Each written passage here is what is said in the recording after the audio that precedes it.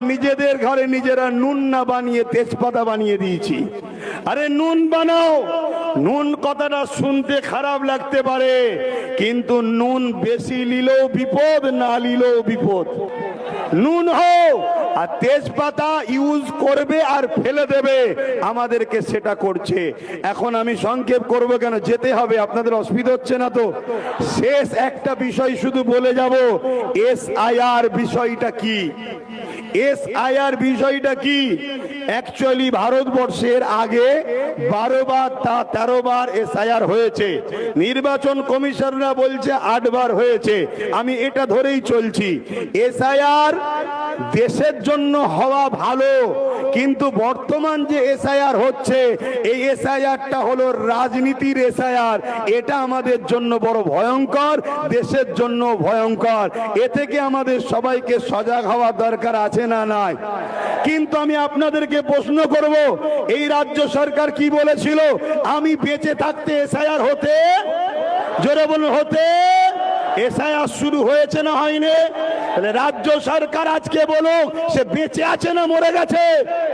তাহলে আজকে SIR হলো কেন, এই কৈফিয়ত দেওয়া দরকার আছে না নাই?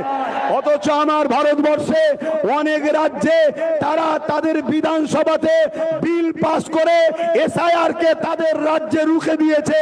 আজকে মুসলমান আমরা রাজ্য সরকারকে 215টার উপরে MLA দিলাম, তারাও তো বিধানসভায় বিল পাস করতে পারত যে আমার বাংলায় SIR আমরা চাই না, এই বিল করা দরকার ছিল না, ছিল না।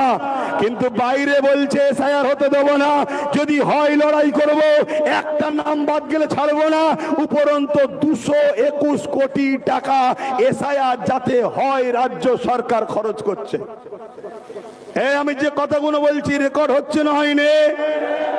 অতএব হুচুকে বাঙালির মতো লাফালে হবে না। তোমার মধ্যে যারা পরিমাণ যদি ইনসানিয়াত থাকে, তুমি যদি ইসলামের ঘরের সন্তান হও, তাহলে এই কথাকে যাচাই বাছাই করো, করে আব্বাস সিদ্দিকীর বিরোধী করো। তাহলে 221 কোটি টাকা SIR যাতে হয়, এর জন্য রাজ্য সরকার বাজেট করেছে।